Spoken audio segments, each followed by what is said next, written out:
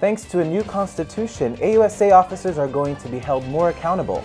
We bust some of the myths surrounding porn addiction. Who are those older players creating a stir in the basketball courts?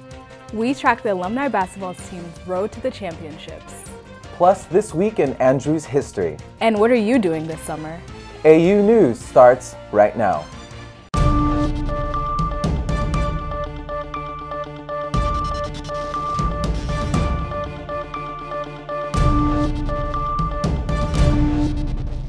This is AU News. Welcome to AU News. I'm Kenny Nogueira. And I'm Fonda Mwangi. AU News is produced by the Advanced News Production class in the Department of Communication. The new AUSA Constitution was passed by a 2/3 majority vote during last week's assembly. Besides making the governing body more legitimate, it will hold each cabinet member more accountable. Lucero Castellanos has more on what's behind the big change. As any other government, AUSA requires a constitution for structure and order. In the case of AUSA, we're in charge of $250,000 a year, so a constitution is definitely important to make sure we're spending the money correctly. The last time a constitution was passed was back in the 1970s. It talks about having quarter systems and just systems that we don't use anymore. They also talked about different committees that obviously haven't been used in years. I've been here for 4 years and I've never heard of one of the committees in the Constitution. So how can AUSA use a Constitution that is outdated? AUSA's goal was to create a constitution that would accurately represent the goals, beliefs, and guidelines of the government body. As a member of AUSA, they're paying dues. It's a little bit over $60 a year that they're paying to AUSA. So we're handling a lot of their money. All undergraduate students taking at least 7 credits is a part of AUSA.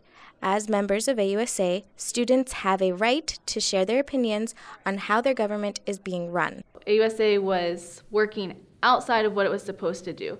So we wanted to change the law to make it so we were following our rules in hopes that they will continue to follow the rules in future years. The changes made to the Constitution not only formulate the process by which AUSA governs, but also allow students the opportunity to hold their officers accountable. The Constitution provides a structure by which students can critique what AUSA is doing, by which they can have some say in how AUSA spends the money.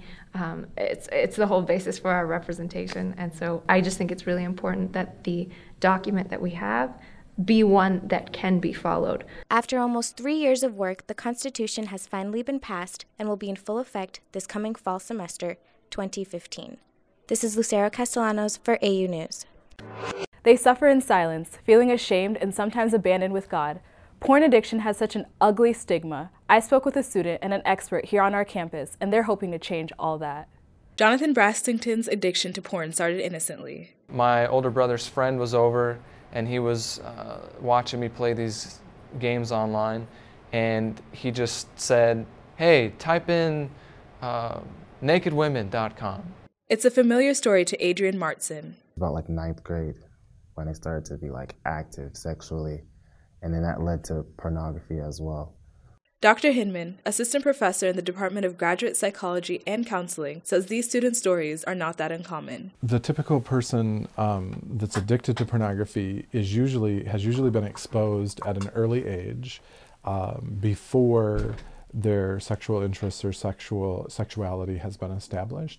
But Hinman says people often mistake what drives addiction forward. The number 1 and number 2 reasons that men tend to access pornography compulsively is from stress and from boredom. It would get late and I would be stressed.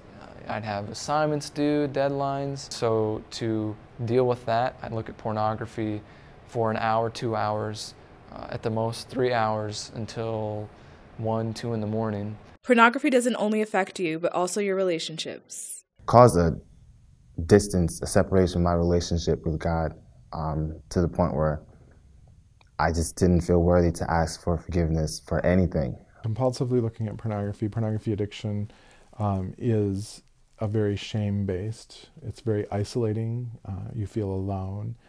And particularly if you're in a religious organization, if you're in a Christian church, especially a Christian church that has rules and standards that you're supposed to uphold and live by and agree to. It even drives that even further into a shame-based place. As hard as overcoming an addiction can be, there's always hope. There is help out there. You know, if you find yourself in a situation that you don't want to be in and you don't know how to get out of that situation, whether it's pornography or anything else, you know, seek help. You may not always have to go through things by yourself. There are people out there that truly love you and care for you enough to help you overcome it. This is Fonda Mwangi reporting for AU News. A group meets each semester, and you can find out more by visiting or calling the Counseling and Testing Center. They may look a little heavier and grayer than the average student, but these players are proof that age is nothing but a number. Stella Ng takes us courtside with the Alumni Intramural basketball team. There were many teams who participated in Basketball Intramurals 2015, but one team stood out above the rest. The Alumni basketball team made it to the championship game with an impeccable record. Many were wondering about how did they get it so far. I think the Alumni team is so unique because they've played together for so long. They have so much chemistry. The team's unique chemistry allowed them to finish the regular season strong, earning a spot in the playoffs. Evan Rory, AU News sports reporter, spoke with a member in the team. Well, I don't know that we're that good, but we do have experience, and it's just a group of older guys that get together. Right. We do play together Sunday mornings at the academy, right. So we're familiar with each other a little bit. Their familiarity with each other is evident on the court, but so is their wisdom. We're older, so we can't make those wow plays like the younger guys, so we're content to make extra passes, maybe catch our breath on offense. Though the team easily secured a spot in the playoffs, securing the championship game would prove to be difficult. We're tired. We're tired. Okay. And we need, you play 2 games a week during the season. We prefer to play Monday and Thursday because we need a few days to recuperate. Right. Okay, Young guys, they can play night after night. Right. So this week in the playoffs is going to be really tough for us because we've got to play every night going forward. The Alumni basketball team won their 3 playoff games, paving the way to the championship game. They share some advice for teams who wish to make it as far in the future tournaments. Well, to me, I always say watch college basketball more than pros. I think that the younger generation looks more for the highlight reel plays, and so they're all ready to make a big play. When you actually, if you watch college more, you're playing more fundamental basketball. You actually see the game. You make the extra pass, and those little things make a big difference. This is Stella Ng reporting for AU News. The Alumni basketball team lost in the final game. Evan Rory brings us the highlights from the road to the Intramural Basketball Championship. Hey guys, and welcome to another Andrews University Sports News segment. As always, I'm your host, Evan Rory, and currently I am in Johnson Gym where the B-League basketball tournament has just finished the championship game. The Alumni team unexpectedly lost this game with a 36-18 loss, giving the PT team the B-League champions of 2015 here on Andrews campus. This is Evan Rory, and for AU News, we'll see you guys again next time. This week in Andrews history. It was on April 15, 1959 when our school was voted a new name, Lake Michigan University. The new name was needed because there was a merger between Emmanuel Missionary College and Potomac University, which was moving to Michigan from the Washington, D.C. area. However, the local campus didn't like the name. It took another year of suggestions and discussions before, on April 4, 1960, the board voted to adopt the new name, Andrews University, in honor of J.N. Andrews, our first missionary, a scholarly and dedicated man. And although some felt the new name was better suited for the graduate school and seminary, the name would eventually win over others and stick.